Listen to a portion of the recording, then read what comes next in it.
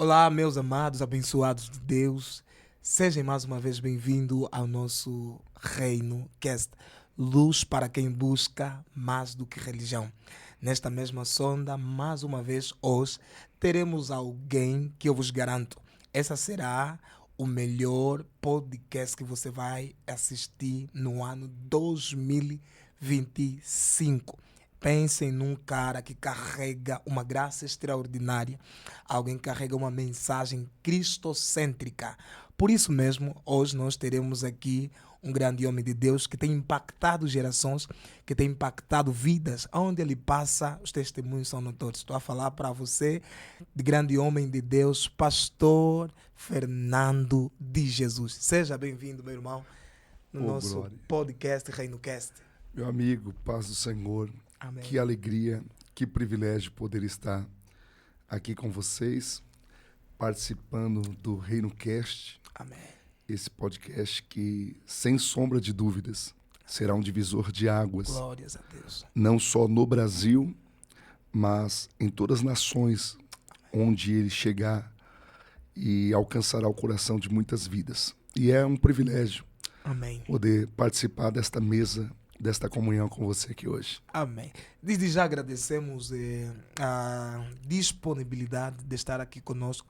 Nós sabemos que é uma pessoa de uma agenda recheada. É difícil encontrar espaço na agenda desse grande homem de Deus, mas a graça nos alcançou. Né? Sempre que for reino sempre vai encontrar saídas aonde o mundo fecha portas. Pastor Fernando de Jesus, pregador do Evangelho, homem de Deus, pai, né, esposo.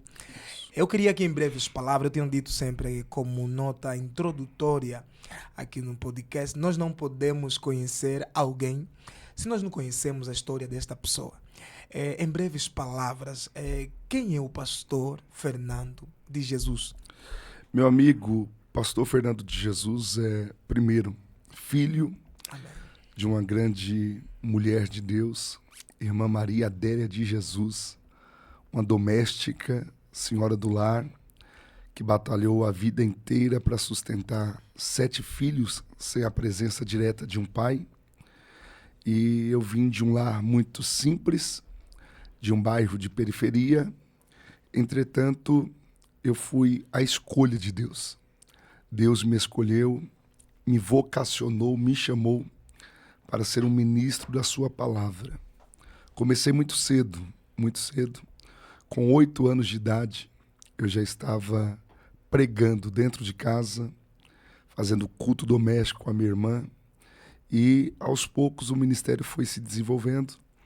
E, graças a Deus, nós estamos aí galgando o ministério e chegando em lugares que Deus projetou, fez promessa. E ainda não é tudo, mas eu creio que logo, logo vamos viver coisas maiores em Amém. Deus. Glórias a Deus. Meu irmão, quando é que você teve a clareza do seu propósito? Quando é que você falou e entendeu aquilo que era a vontade de Deus na sua vida? Como eu disse, desde muito cedo. Ainda criança, eu lembro que fomos atender uma carta convite com a igreja, eu participando do grupo de crianças, e chegando lá, a irmã dirigente do grupo das crianças, que dirigiu o culto, ela disse: eu quero dar uma oportunidade para uma criança dar uma palavra de saudação.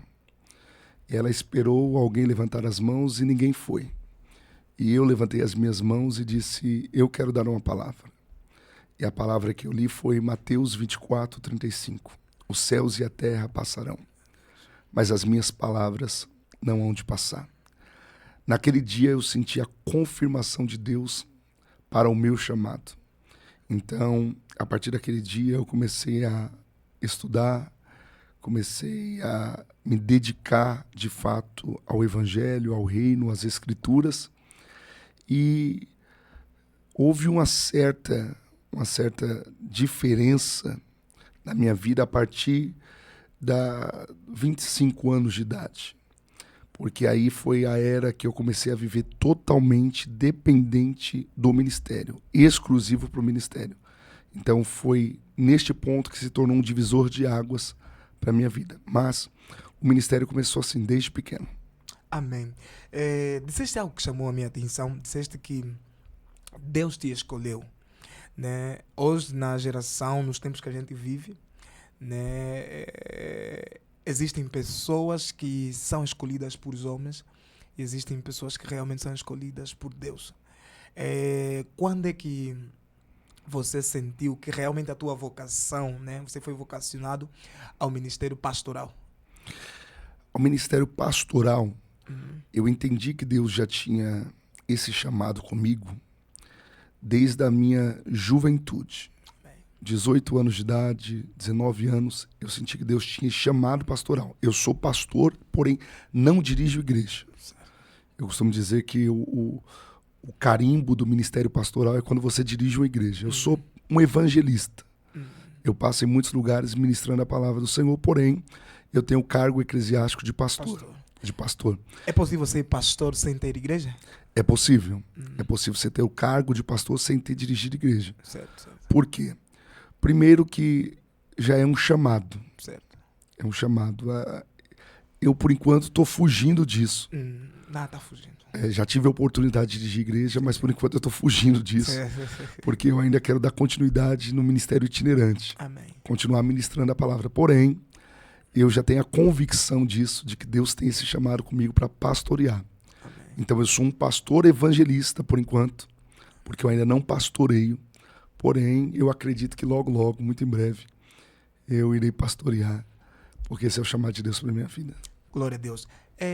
Aproveitando que a gente está falando sobre esse assunto, na ótica do pastor Fernando, eu não vou dar a minha opinião, vou fazer a pergunta melhor.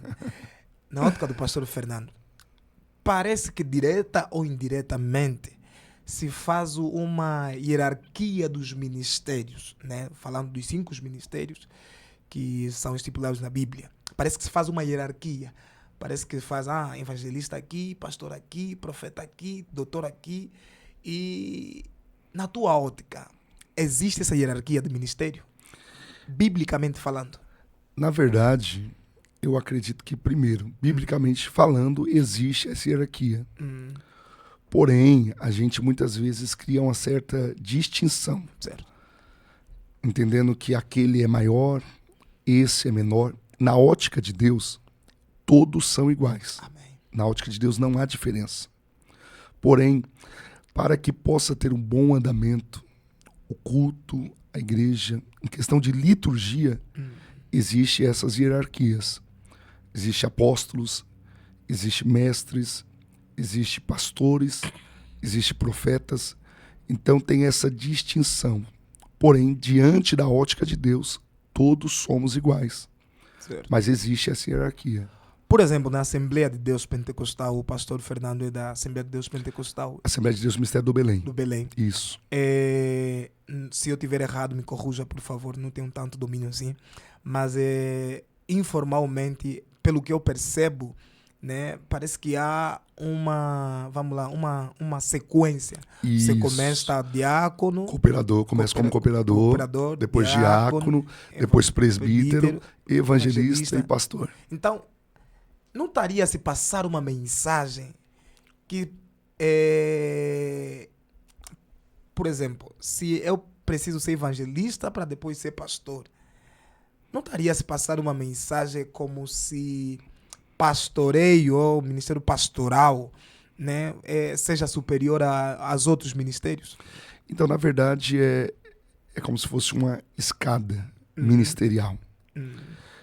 Você precisa começar. Ninguém começa em cima. Todos começam geralmente embaixo. Certo.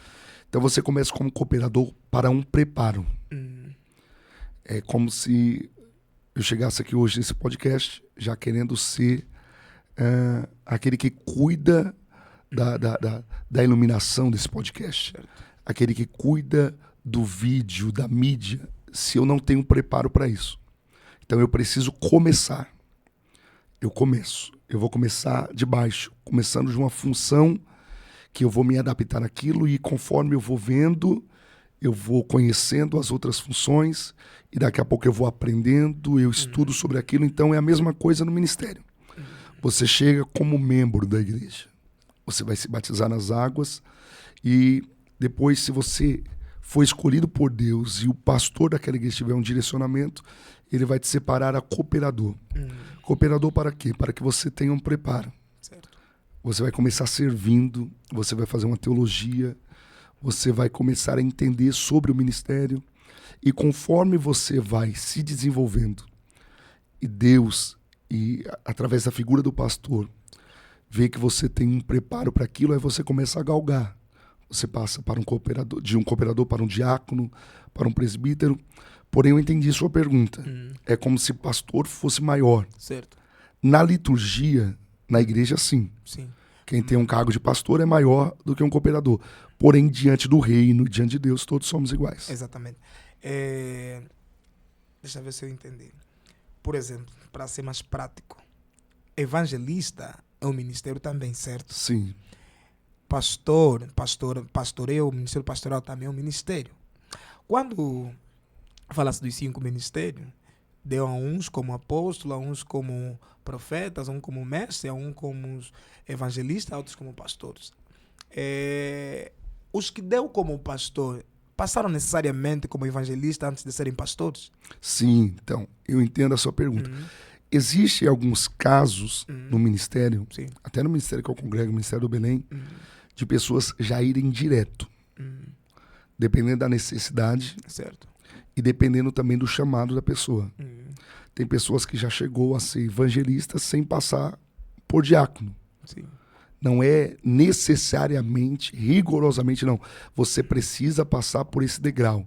Você precisa ser um cooperador, um diácono.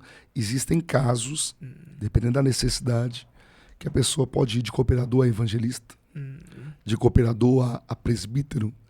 Então, não é necessariamente, não é rigorosamente assim. Você precisa passar por isso.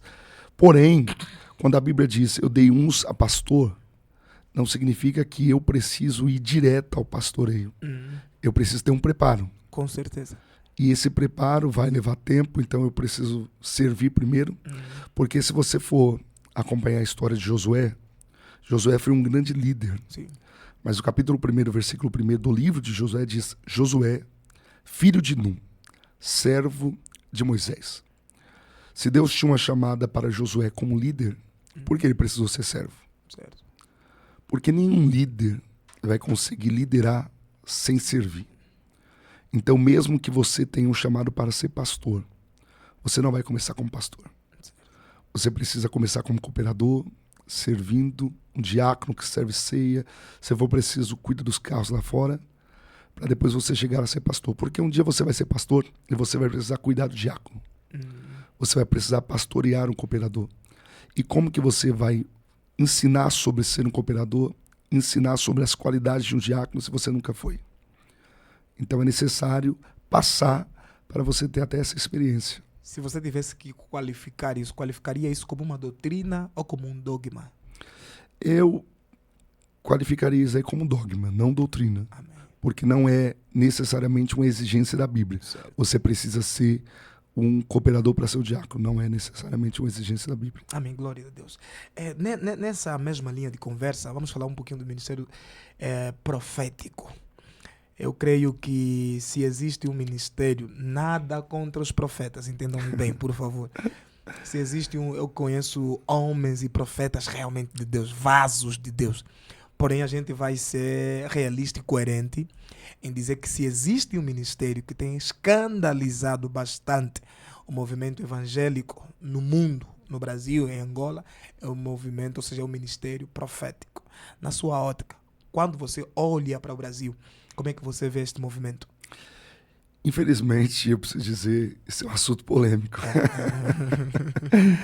Esse é um assunto polêmico e eu já sofri algumas retaliações por conta desse assunto.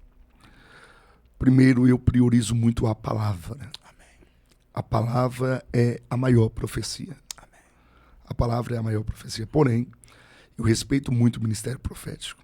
Como você mesmo disse, existem muitos profetas, homens de Deus, pessoas sérias, que são literalmente boca de Deus nessa terra.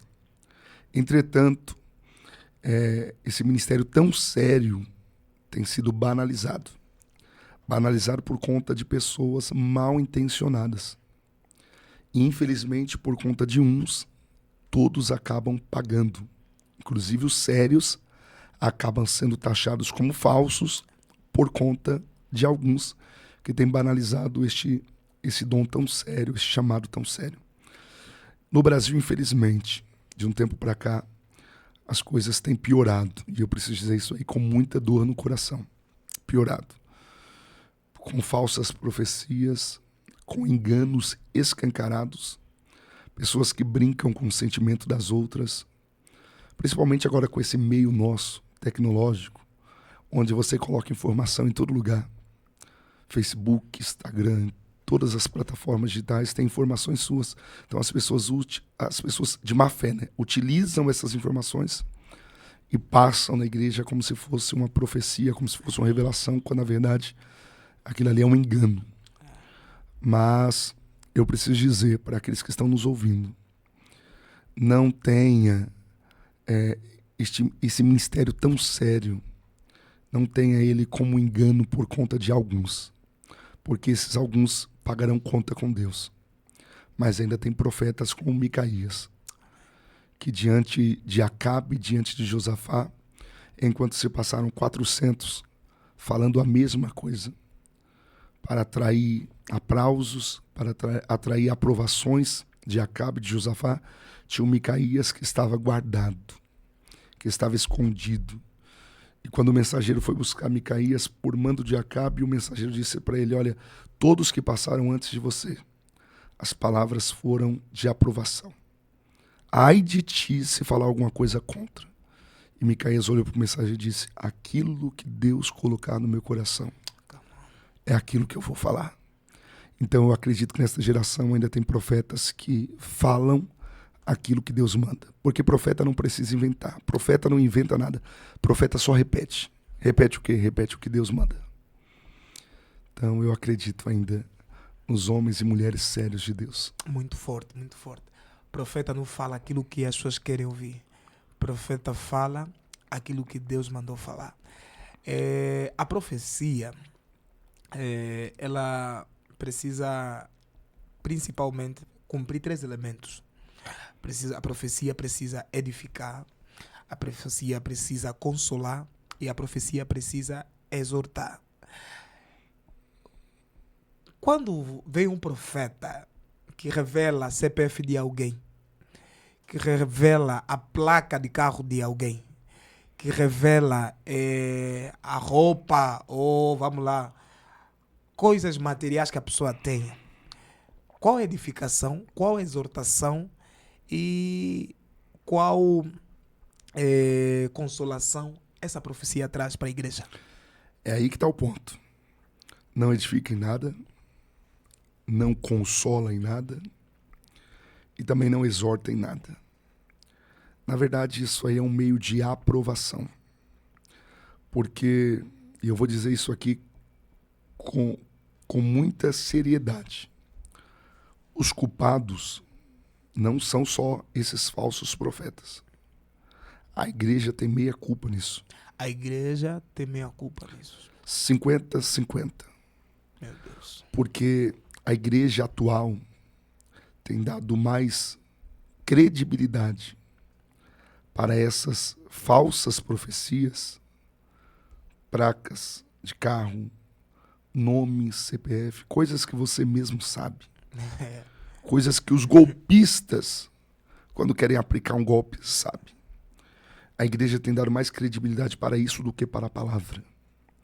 Às vezes você passa 1 hora pregando Bíblia, ministrando a palavra, que edifica, que consola e que exorta.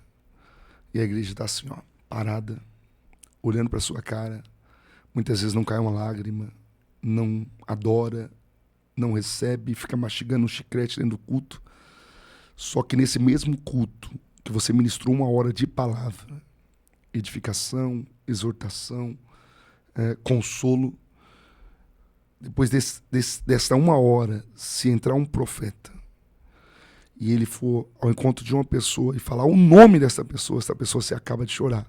Meu Deus. E a igreja toda fica tocada por aquela atitude. Então, tem uma meia-culpa aí, na verdade. Não são só esses falsos profetas que são culpados da igreja. A igreja precisa voltar, de fato, às suas raízes. A entender que a palavra é a maior profecia. A entender que a palavra exorta, a palavra consola, a palavra dá vida. E na palavra tem todos os nutrientes que você precisa. Eu não preciso de um profeta falar o meu nome para entender a minha identidade. Eu não preciso de um profeta falar o meu CPF para saber a minha origem. Quando eu leio a palavra, quando eu medito na palavra, eu entendo que o Deus da palavra, ele tem algo maior para falar, para revelar, do que essas coisas superficiais. Muito forte. Eu tenho dito, toda pessoa que mendiga por profecia, toda pessoa que mendiga por revelação, carece da palavra de Deus.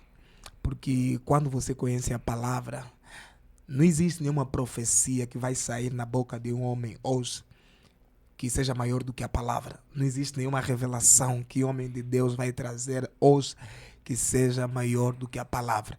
Na palavra tem tudo sobre o passado, na palavra tem tudo sobre o presente, na palavra tem tudo que nós precisamos saber acerca do futuro. Então só precisamos da palavra.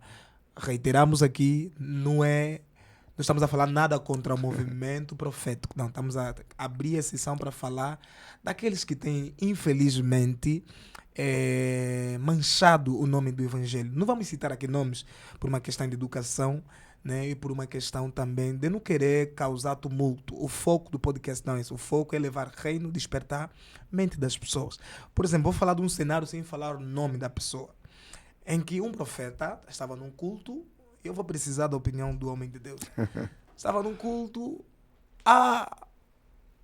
Eu vou falar. Kleber. Meu Deus. Você está me chamando de falso profeta? Kleber, tá com... Tem um nome feio de se falar, né?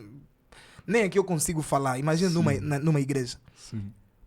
Pegador de mulher dos outros, mulher casada. Kleber. Eu pergunto para o pastor Fernando, quando você olha uma situação dessa, o que é que passa na sua mente? O que é que vem no teu coração? A primeira coisa é como ainda tem pessoas que acreditam nessas coisas. Eu só posso acreditar com as mídias sociais, com essa geração que precisa de cortes para visualizações. Eu só posso acreditar que isso é algo tramado, pensado para dar visualizações. Primeiro, uma pessoa que faz uma coisa dessa, imagine comigo se realmente tem um Kleber ali. Porque, na maioria das vezes, a pessoa que vem com esse papo, olha, Kleber, você está me desafiando, me chamando de falso profeta, mas se você continuar, eu vou até você e vou expor que você está traindo a sua mulher, que você está com mulher casada. Então, pode perceber que na maioria das vezes essas pessoas ameaçam, mas não faz. Por que não foi até o Kleber? Por que não expôs o Kleber? Primeiro que seria crime, isso aí. Segundo, que isso aí é uma forma de chamar a atenção, de tentar fazer as pessoas não duvidar daquele que de fato, se a pessoa faz isso, é um falso profeta, e eu não tenho dúvida disso. Então, fazer as pessoas não querer duvidar, fazer as pessoas pensar, não, se eu duvidar dele, ele pode me expor.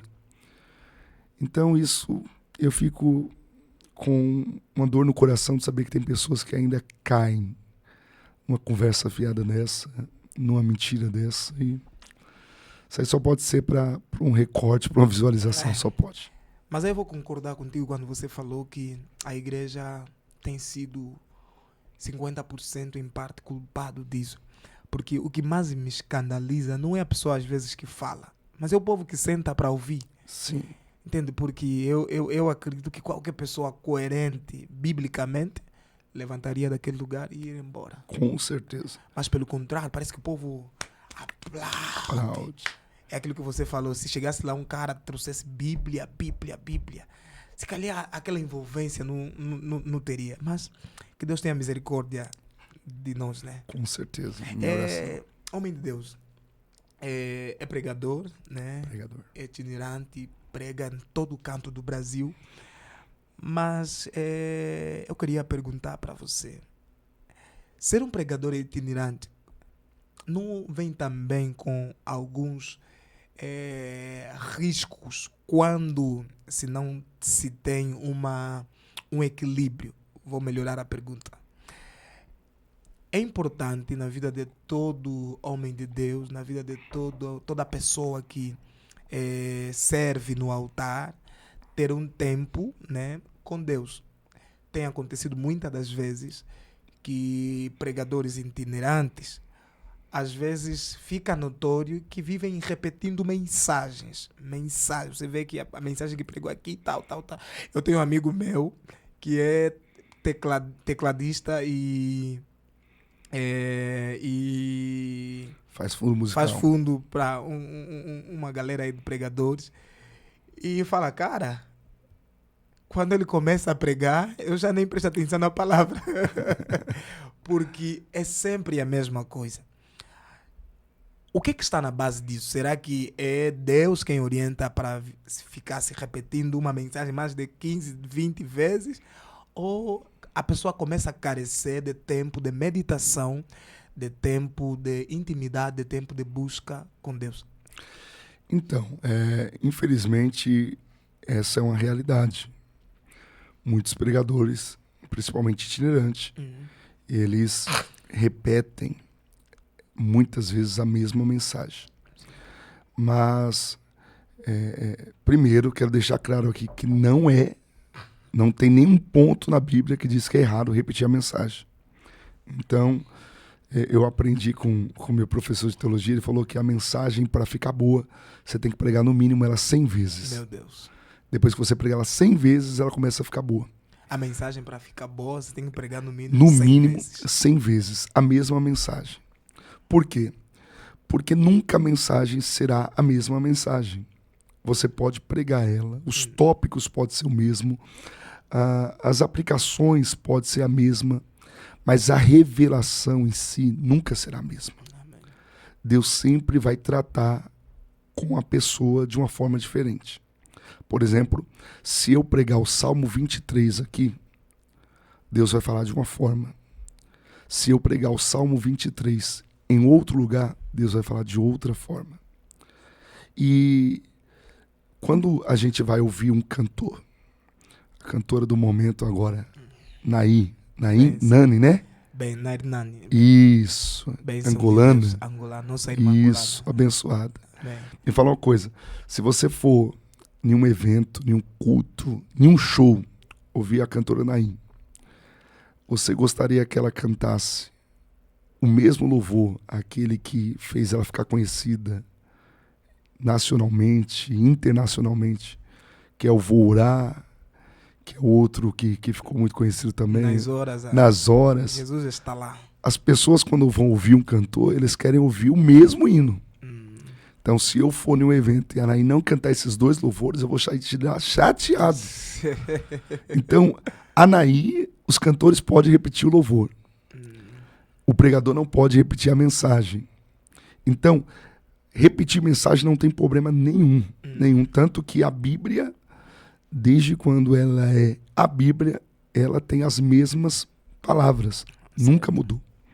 Então, o problema não é esse, repetir mensagem. O problema é você ficar encostado, não meditar mais, não buscar mais, não ter momentos de meditação para você buscar, cavar novas revelações, nova palavra. Então, se você usa a mesma mensagem para pregar em todo lugar, porque você não quer ter um tempo de busca, de meditação, um tempo de cavar, então você está errado. Agora, se você ora, se você jejua, se você busca, mas Deus te confiou uma mensagem, você tem pregado aquela mensagem em alguns lugares que Deus tem direcionado, não tem problema nenhum. Amém. Na antiga igreja onde eu congregava aqui no Brasil, igreja Teresa Aliança. Já mandou um abraço no pastor Sardinha também, que era o pastor da igreja. Ela até contava assim de forma um pouquinho irônica. Quando tem um pregador, né, que vinha pregar muito lá, às vezes as igrejas têm aqueles pregadores que são mais, né, chegados à igreja e se torna um hábito levar esse pregador lá. E o pastor trazia sempre esse pregador lá. Só que quando ele ia lá, a mensagem era a mesma. E um dia o pastor falou para ele: cara, hoje muda o disco. Mas aí o pregador também não vigiou, irmão. Irmão, não tem problema nenhum você pregar a mesma mensagem em igrejas diferentes. Aí o pastor falou para ele: cara, hoje muda de disco. Entende? Então, na verdade, nada contra repetir as mensagens. Agora, na mesma igreja, a mesma Não, mensagem. é um absurdo. Já é outra, mas por que eu tô a apertar essa tecla? Porque realmente, homem de Deus, vivemos hoje um tempo muito perigoso. Eu falo, estamos a viver o tempo de micro-onda. Comida requentada. Tudo é rápido, tudo é já. Então você vê que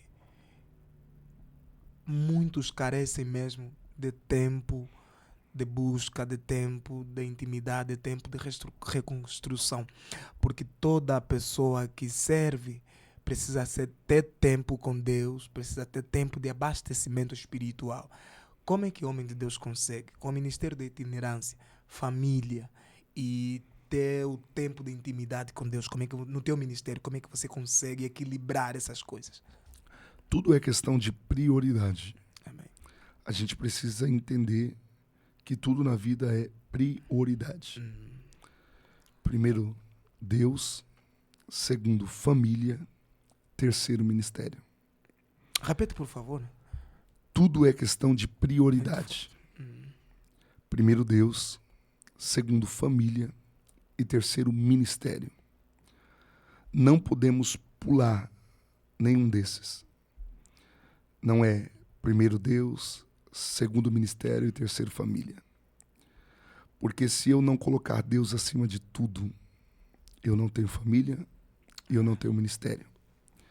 E se eu não colocar a minha família acima do meu ministério, eu não tenho ministério.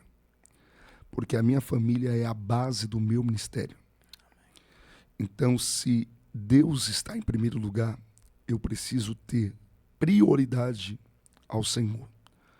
Prioridade em 24 horas do meu dia. Ter um período de intimidade em oração. Ter um período para ler a palavra. Para buscar entendimento na palavra. Depois eu preciso conciliar o meu tempo e ter tempo para minha família. Porque, no meu caso, eu tenho 2 filhos. Tenho o João Vitor, de 16 anos, a Manu, de 4 anos. Então eu tenho que ter tempo para minha família. E eu preciso ter tempo para o meu ministério. Então, se a gente souber priorizar, dar prioridade por que de fato é prioridade, não tem erro. Não tem erro. Então, se eu posso dar um conselho, se tem um pregador aí que está nos ouvindo, estou começando agora, o que eu faço? Deus acima de tudo. Deus, ele é o centro do seu ministério. Segundo, a sua família. Você precisa honrar a sua família. E em terceiro lugar, você precisa se preocupar com o seu ministério. Se preocupar com o ministério é ter uma vida de oração. Quando eu falo sobre vida de oração, não significa que você vai passar 24 horas de joelho. Eu posso estar no meu carro e ter uma vida de oração. Porque eu estou no meu carro, mas eu estou o tempo todo conectado com Deus, falando com Deus. Eu posso estar no trabalho, mas eu posso estar conectado em oração. E sobre meditar na palavra, você não precisa ficar 2, 3 horas do seu dia, literalmente, lendo a Bíblia, mas é você o tempo todo ficar pensando na palavra. Eu leio um texto e eu fico meditando naquele texto 24 horas por dia. Não significa que eu fico com a Bíblia aberta 24 horas, mas eu memorizo aquele texto e eu fico pensando nele, mastigando ele 24 horas por dia. Então, as maiores revelações do texto que eu prego não saem só enquanto eu estou com a Bíblia aberta. Sai durante o dia enquanto eu estou pensando naquele texto. Eu fico pregando aquela mensagem para mim 24 horas no dia. Então, quando eu chego no altar para expor a mensagem, Deus só confirma aquilo que ele já ministrou a mim primeiro. Porque a mensagem primeiro vem para mim, para depois ir ao público. Meu Deus. A mensagem primeiro vem para mim, para depois ir ao público. Primeiro Deus ministra Com para mim. certeza. Depois, Primeiro corta aqui, depois corta lá. o que acontece no público é consequência do que aconteceu no privado. Com certeza. Forte. Nessa mesma linha de conversa, eu vou abrir um texto aqui rápido. Mateus capítulo 6, no seu verso 1. Vou ler os versos que são cruciais dentro da pergunta que eu vou fazer. Tenham cuidado de não praticarem os seus deveres religiosos em público, a fim de serem vistos pelos outros. Senão, se vocês agirem assim, não receberão nenhuma recompensa do Pai de vocês, que está no céu. Quando você der alguma coisa à pessoa necessitada, não fique contando o que fez, como os hipócritas fazem na sinagoga e nas ruas.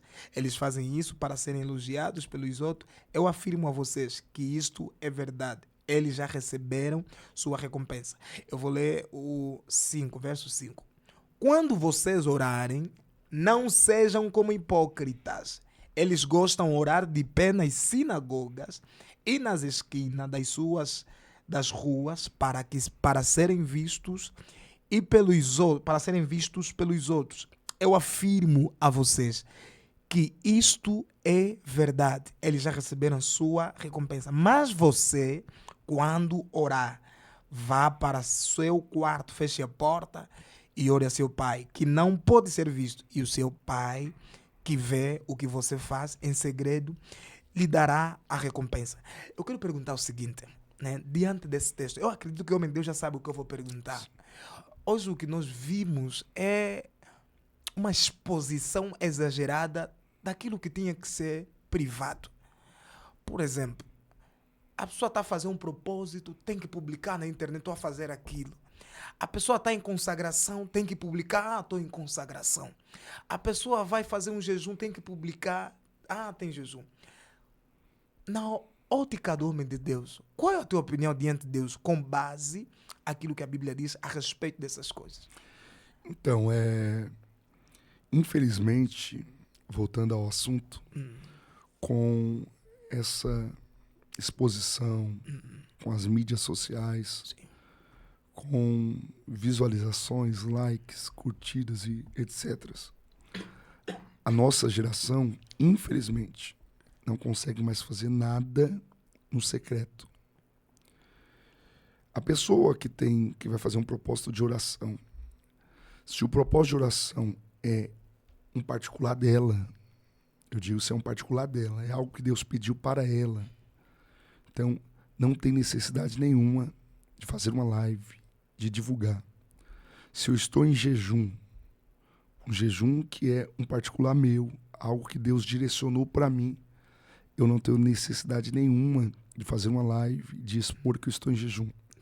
Entretanto, se o meu propósito de oração é beneficiar outras pessoas, por exemplo, eu quero fazer um propósito de 40 dias de oração. Mas esse propósito de oração não é só pela minha vida, pela minha casa, pela minha família. Eu quero alcançar outras pessoas. Eu quero incentivar outras pessoas a orar comigo. Então não tem dificuldade nenhuma, problema nenhum em você fazer uma live, em você convidar as pessoas para orar. Eu vou fazer um propósito de jejum numa live e eu quero incentivar as pessoas a jejuar comigo. Então não tem problema nenhum. Agora a questão é tudo que a pessoa vai fazer.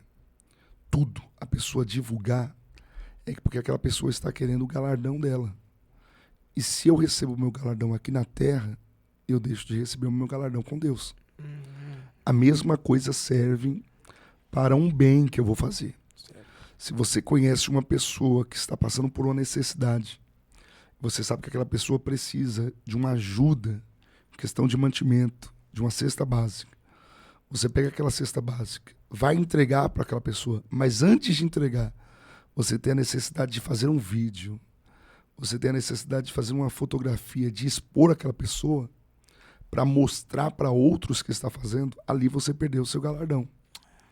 Ali você perdeu a sua recompensa.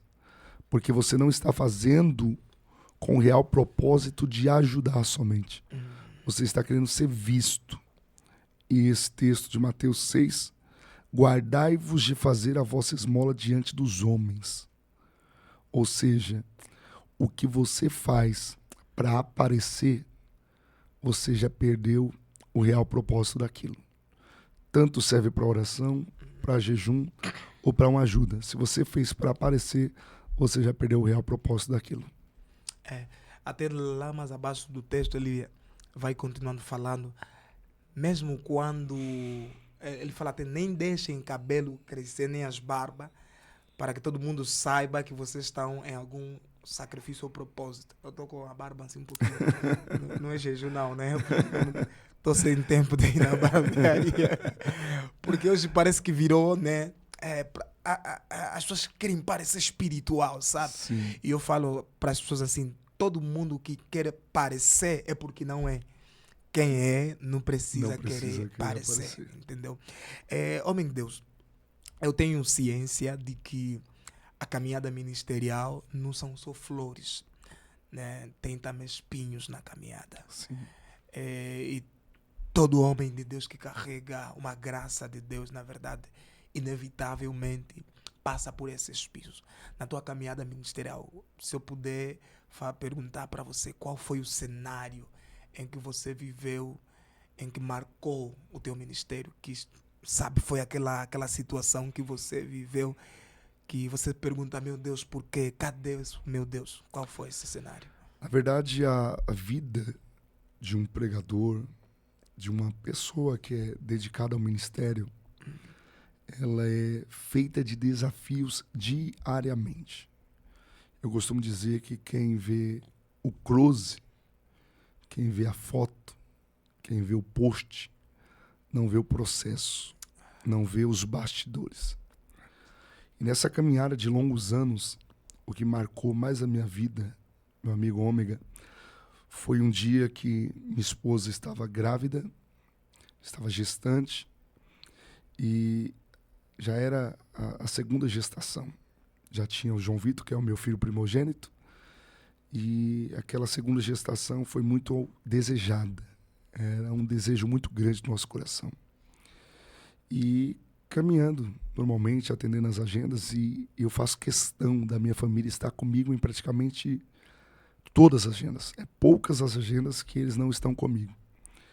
E caminhando, normalmente, atendendo os convites, eu lembro que um dia eu precisava ministrar, era uma segunda-feira.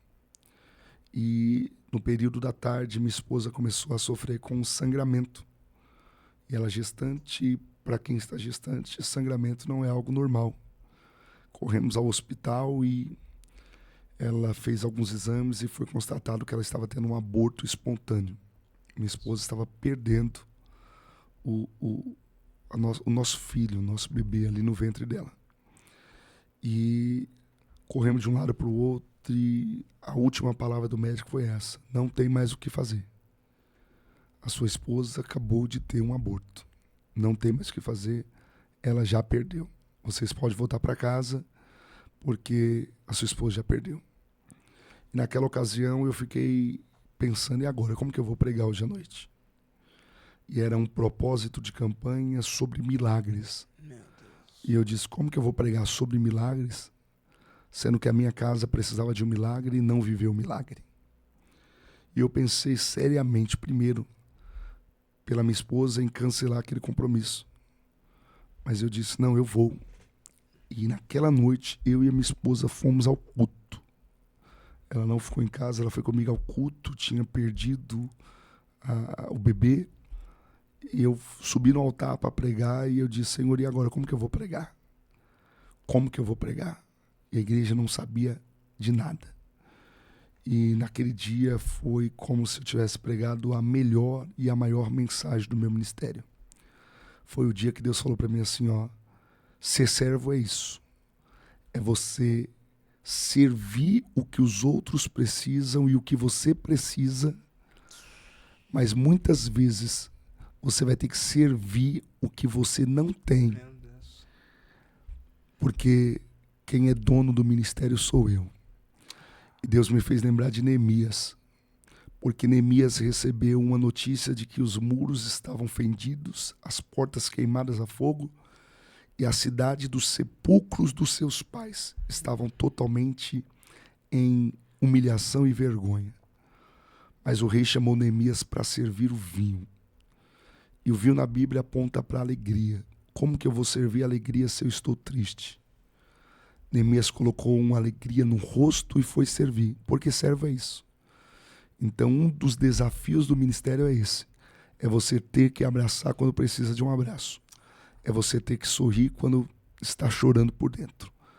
Mas no final de tudo, Deus se responsabiliza e Deus nunca vai te deixar desamparado. Muito forte, homem de Deus. Eu fiquei aqui até Glória a Deus. sentido porque realmente as pessoas não têm noção, né? Não tem noção. As pessoas acham que é só mar de rosas, né? Muitas das vezes o que as pessoas passam lá nos bastidores, as pessoas não fazem minimamente ideia. Então, São desafios diários e constantes. na causa. É por isso que eu digo que ministério não é para qualquer um, não é para quem quer. É para Não é quem pra Deus quem escolheu. Ministério não é para quem quer. Ministério é para quem Deus escolheu. Porque as pessoas, muitos que almejam o ministério, almejam, na verdade, não é o ministério, mas é o status que o ministério proporciona. As pessoas pensam que é avião, que é hotel, que é fotos, congressos, mesas, banquetes, mas não sabem o que está por trás de tudo aquilo. São desafios diários. É você viver totalmente a dependência de Deus. É você sair de casa sem saber se de fato você vai voltar com aquilo que você precisa, mas você precisa entregar o que os outros precisam. Então, o meu conselho é: não queira o status do ministério, porque o ministério ele é um combo. Ele é um combo. Não vem só o status. Vem as dores, vem as renúncias, vem as percas, mas se o propósito é reino, se o propósito de fato é reino, você vai entender que em todas as coisas o Senhor, Ele acrescenta o que você precisa. Então, o meu conselho é: se de fato é reino, persevera, continua e não desista. Amém. Por isso que as pessoas precisam ter bastante cuidado. Eu vejo muita gente a falar assim: eu quero ser como o pastor Trovão, eu quero ser como o pastor Hélio, eu quero ser como o pastor Fernando. Cuidado. Você não sabe as cicatrizes que esses homens carregam. Então, não queira ser como ninguém. Seja o que Deus quer que você seja. Porque cada um tem uma história e cada um tem uma cicatriz. Nunca as cicatrizes serão iguais. Cada um precisa passar pelas suas próprias cicatrizes, porque as tuas cicatrizes constroem a tua história. E nessa mesma linha de conversa, homem de Deus, na caminhada ministerial acontece muita coisa. Na caminhada ministerial, pessoas fazem amizades, porém, nessas mesmas amizades surgem dela muitas coisas também. Eu conheço pessoas que no ministério abriram portas para muita gente. Só que essas mesmas pessoas com quem elas abriram as portas foram depois as mesmas pessoas que se levantaram e fecharam portas para elas. Eu conheço muita gente que abriu oportunidade para muita gente. Só que essas mesmas pessoas que abriram oportunidade para elas, amanhã se levantaram e falaram mal dessas pessoas.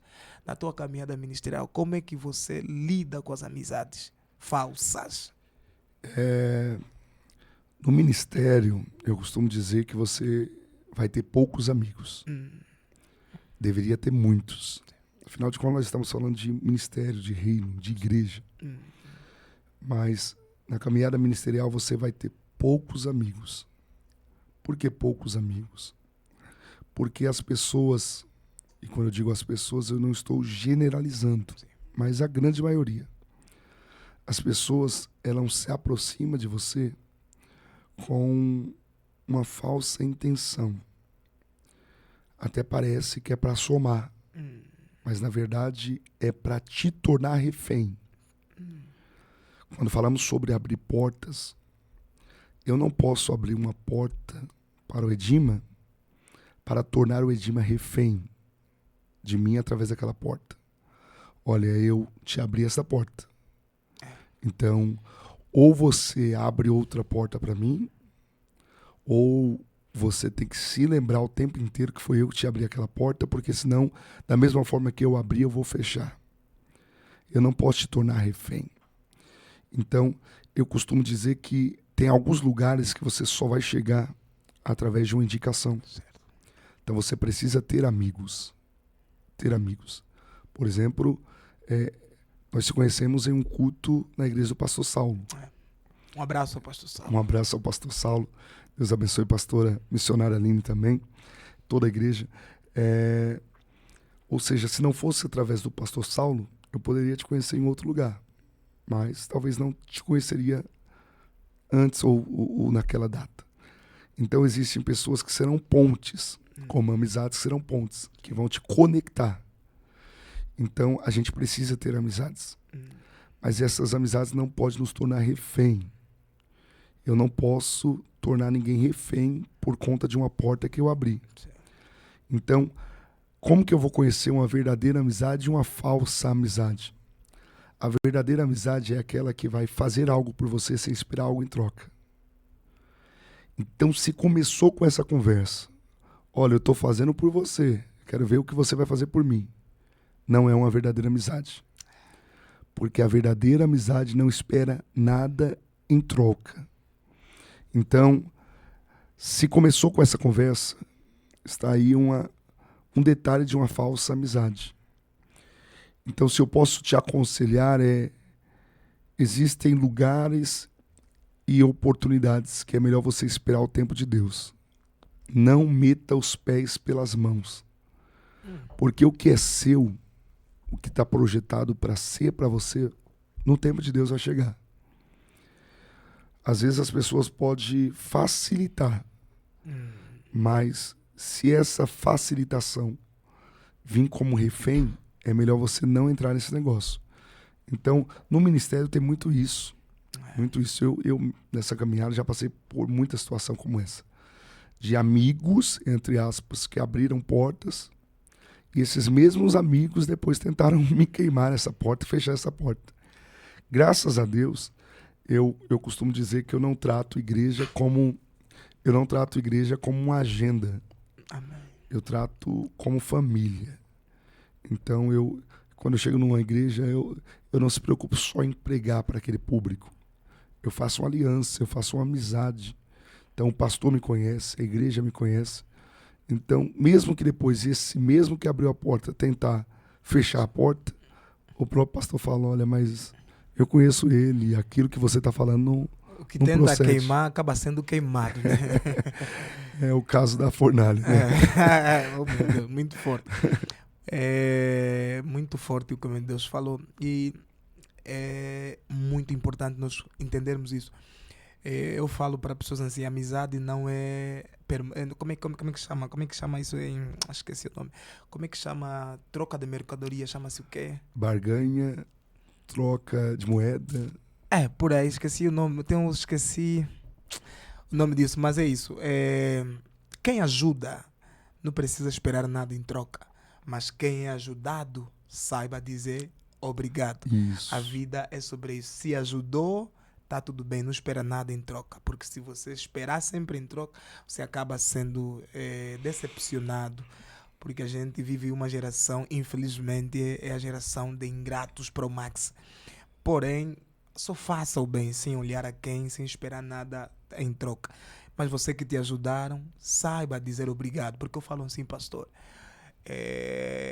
a ingratidão pode te fechar as portas que nem a oração pode abrir. Verdade. E eu falo que obrigado pode te abrir as portas que às vezes nem vai ser necessário orar. Então é importante nós encontrarmos esse equilíbrio entre dizer obrigado e saber agradecer quando alguém faz algo por nós. Homem de Deus, eu queria saber, né? Estamos aí já no final da nossa conversa. O evangelho no Brasil já teve uma fase muito, muito, muito impactante. Cara, nós em Angola acompanhávamos os pregadores daqui do Brasil e tal, e víamos muito eles como referência. Mas hoje em dia, isso depende da opinião de cada pessoa. Claro, as opiniões divergem, a minha pode ser outra, mas há uma grande massa que vem, entre aspas, se decepcionando com muitos pastores, com muitos que um dia já foram referência por um simples facto, envolvência na política. Na tua opinião, é certo ou errado um pastor ou um crente ou um homem de Deus estar envolvido na política?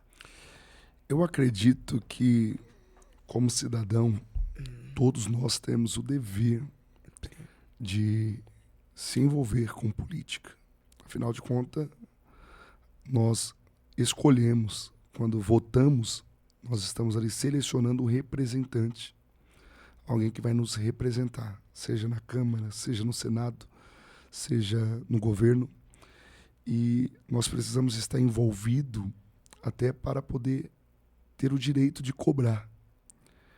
Entretanto, quando um pastor, por exemplo, temos vários pastores aí que já são até candidatos, que se elegeram, na verdade.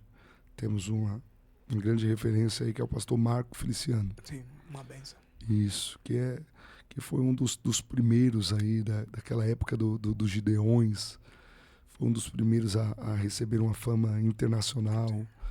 E as pessoas imitavam a voz, o jeito de se vestir. Isso, o suspensório do Marco Feliciano. Só que depois de alguns anos na caminhada, ele acabou indo para a política e virando deputado federal. Eu acho que é muito bom, eu penso que é muito bom termos homens de Deus na política. Porém, eu penso que deveriam dividir. Não ser, ao mesmo tempo, as duas coisas. Ou você é pregador, ou você é político. Porque eu acho que quando mistura as duas coisas, aí é que dá esse choque, entendeu? Porque quem vota em você não é só crente. E quando você entra lá, você não é um pastor mais. A partir do momento que você foi eleito um deputado federal, você é um deputado federal. E você não está ali só para defender os crentes, você está ali para defender a população em geral. Então, eu penso que não é errado se envolver com a política.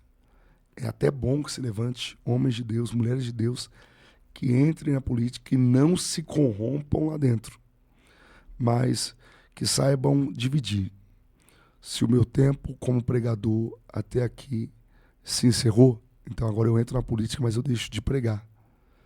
Eu deixo de levar o nome como pregador, porque agora eu sou um político. Porque eu vou, de fato, me entregar para aquilo. Porque eu sou pago para aquilo. Eu sou pago para fazer aquilo. Então, é nisso que dá o choque. É quando as pessoas querem fazer as duas coisas. Entendeu? Amém. Estamos já mesmo aí já no final da nossa conversa. E eu vou fazer aqui uma última pergunta. E eu quero que o homem de Deus responda em breves palavras, mas com toda a sinceridade no coração. Com certeza é isso que vai sair, né? É homem de Deus. E nós não temos dúvidas quanto a isso. Quando você olha para ou quando você olha para a igreja brasileira, vamos falar do Brasil onde nós estamos, né? Como é que você vê a questão, né, do reino e a questão da religiosidade? Eu tenho dito que muita gente saiu da igreja não foi por causa do reino, foi por causa da religiosidade. Muita gente foi afastada do corpo. Não foi por causa do reino, foi por causa da religiosidade. Até que ponto a religiosidade tem influenciado negativamente o evangelho aqui no Brasil e como é que nós podemos manifestar a mensagem do reino para restaurar aquilo que a religiosidade tem destruído? Eu penso que no Brasil, porque estamos no Brasil, precisamos, de fato, fazer com que as pessoas entendam o que é reino. Porque muita gente ainda não sabe a diferença do que é reino e religiosidade. Religiosidade não é reino. E a parábola do bom samaritano explica muito bem isso.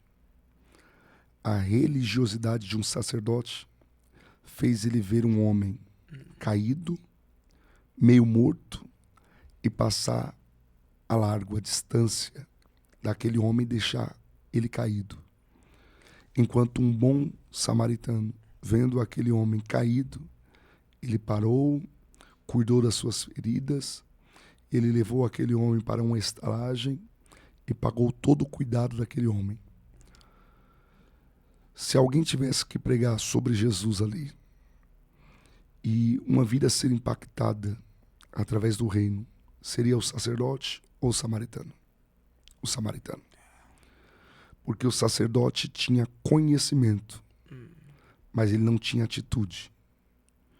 E conhecimento sem atitude é religiosidade. Repete isso, por favor, isso é forte. O sacerdote tem conhecimento, mas não tem atitude, não tem obras.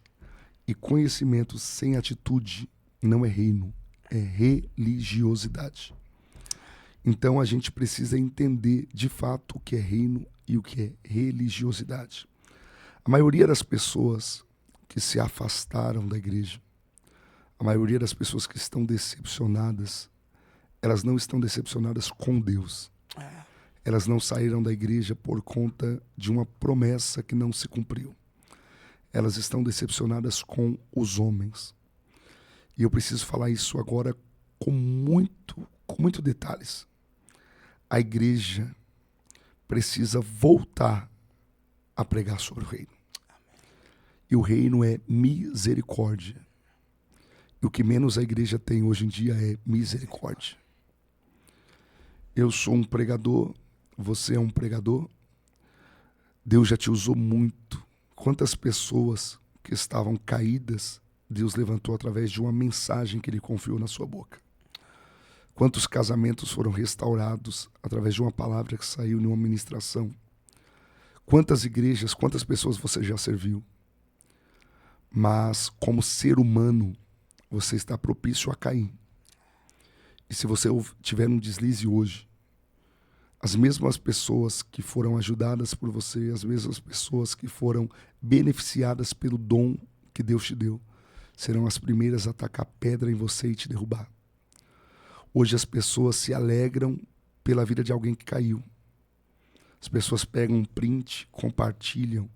As pessoas celebram mais pela vida de alguém que caiu do que pela vida de alguém que voltou. Falou tudo. E isso me dói o coração. Em Jeremias 18, o oleiro trabalha sobre um vaso.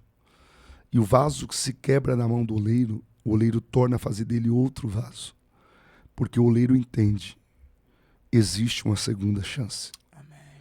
Enquanto a igreja não entender sobre misericórdia, a igreja nunca vai entender sobre reino. Porque reino é misericórdia. Tem pessoas que querem voltar. Tem pessoas que têm o desejo de voltar. Mas elas sabem que a religiosidade de muitos o impede de voltar. Então, se eu posso dar uma palavra aqui hoje, a minha palavra é: vamos ser menos religiosos. Amém. E vamos ser mais reino. Misericórdia. Os religiosos pegam a pedra e querem matar uma mulher que foi pega no ato de adultério. Ela estava adulterando. Os religiosos estão com pedras. Jesus está escrevendo sobre a areia. Jesus, de cabeça baixa, ao ser interrogado, porque a lei de Moisés mandava apedrejar aquela mulher, Jesus olha e diz: aquele que não tem pecado, seja o primeiro a atirar pedra contra ela. Todos imediatamente soltaram a pedra, viraram as costas e foram embora. Porque os religiosos têm pedra na mão, mas Jesus, ele tem perdão. Os religiosos, eles querem matar, mas Jesus veio para dar vida. Jesus era o único que tinha o direito de apedrejar aquela mulher, porque ele não tinha pecado. Mas ao invés de apedrejar, Jesus decidiu dizer para ela: vai e não peques mais. Porque enquanto a religiosidade quer matar, quer afastar, o reino está dizendo: vem, levanta a tua cabeça, não precisa pecar novamente, você tem uma segunda chance. Amém. Muito forte, homem de Deus, muito forte. O interessante é que Jesus fala, nem eu também te condeno. Então, pregar inferno é muito bom, mas eu vos falo com toda a certeza do mundo. A mensagem da graça e misericórdia alcança mais pessoas. Não será pelo medo, é pelo amor, é pela graça. Quem faz algo por medo, faz por um momento. Mas quem faz por amor, faz pela vida toda.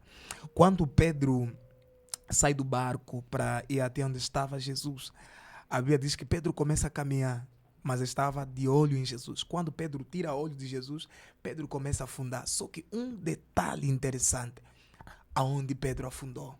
Pedro afundou perto de Jesus, porque foi suficiente Jesus estender as mãos e conseguir alcançar Pedro. Quero falar o quê? Não existe pecado que você vai cometer, ou seja, pecado que te afaste de Deus, aonde a graça não consiga te trazer de volta. Não existe erro que você vai cometer aonde a misericórdia de Deus não consiga te alcançar. Por favor, quem te feriu não foi Deus. Quem te magoou não foi Deus. Volte a Cristo, volte ao reino, porque o reino tem sempre portas, mesmo quando a igreja fecha.